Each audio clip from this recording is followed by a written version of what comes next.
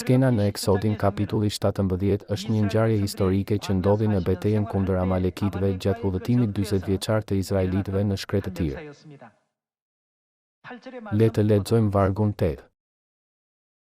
Atëherë erdhi Amaleku për të luftuar kundër Izraelit në Refidim. Dhe Mojsiu i tha Josueut, zgjidh për ne disa burra dhe dil për të luftuar kundër Amalekut. Nesër do të jem në majë të kodrës me shkopin e Perëndisë në dorë. Josue u bëri ashtu siç i kishte thënë Mojsiu dhe luftoi kundër Amalekut, ndërsa Mojsiu, Aroni dhe Huri u ngjitën në majë të kodrës. Dhe ndodhi që, kur Mojsiu ngrinte dorën e tij, Izraeli fitonte, përkundrazi, kur e ulte dorën, fitonte Amaleku. Por duart e Mojsiut ishin rënduar, kështu që ata morën një gur dhe ia vun poshtë. Ai u ul mbi të ndërsa Aroni dhe Huri ia mbanin duart, njëri nga një krah, tjetri nga krahu tjetër. Kështu duart e tij mbetën të palvizura deri në perëndimin e diellit. Prandaj Josue u mundi Amalekun dhe njerëzit e tij, duke i prerë me shpata. Josue u mori përsipër rolin e shkuarjes në fushën e betejës për të luftuar kundër Amalekitëve.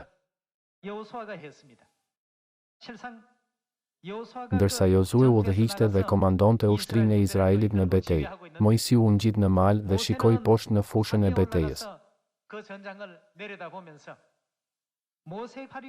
Kur Mojsiu i ngrinte duart lart, Izraelitët fitonin, por kur ai i ulte duart, pavarësisht sa e favorshme ishte pozita e Izraelitëve, ata menjëherë fillonin të humbisnin.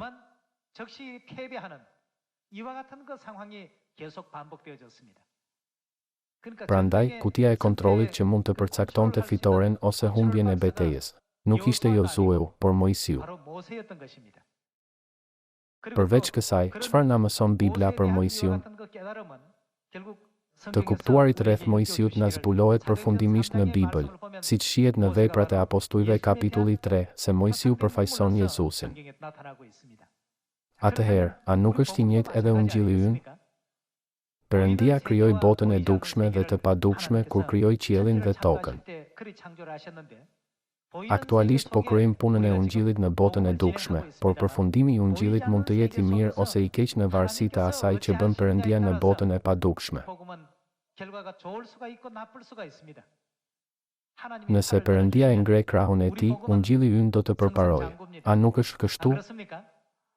Megjithatë, çfarë do të ndodhte nëse ai do t'i ulte duart? Pavarësisht sa përpjekje bëhen, numri i pjesëmarrësve të përfshirë dhe puna e përkushtuar e ekspertëve të ditur, rezultati i Ungjillit do të jetë gjithmonë një dështim nëse Perëndia nuk na ndihmon në botën e padukshme.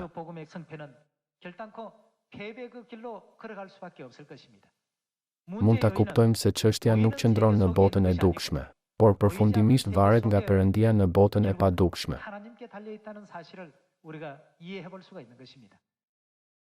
Atëherë, si duhet ta jetojmë jetën tonë të besimit nga tani e tutje? Të ecësh me përkushtim në rrugën e besimit në këtë tokë është një gjë e mirë. Megjithatë, besimi që nuk e njeh Perëndin në botën e padukshme nuk do të japë rezultate. Prandaj, kur Perëndia lëviz, Ungjilli ynë mund të përmbushet. Nëse e zbatojmë Ungjillin që kënaq vetëm veten dhe përfundon me lumturinë tonë pa lëvizur zemrën e Perëndisë, atëherë ai Ungjill nuk mund të arrijë asnjë rezultat.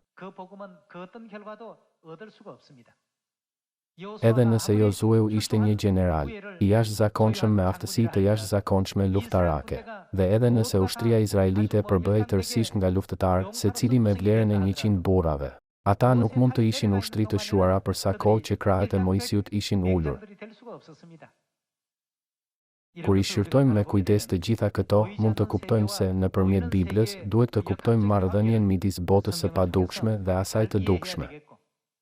Edhe me vetëm këtë skenë të vetme të regjistruar në Eksodin kapitulli 17, është më se e mjaftueshme për ne që të kuptojmë plotësisht pse duhet t'i lutemi Perëndisë, t'i ofrojmë dëshirat tona dhe t'i kushtojmë atij sinqeritetin tonë.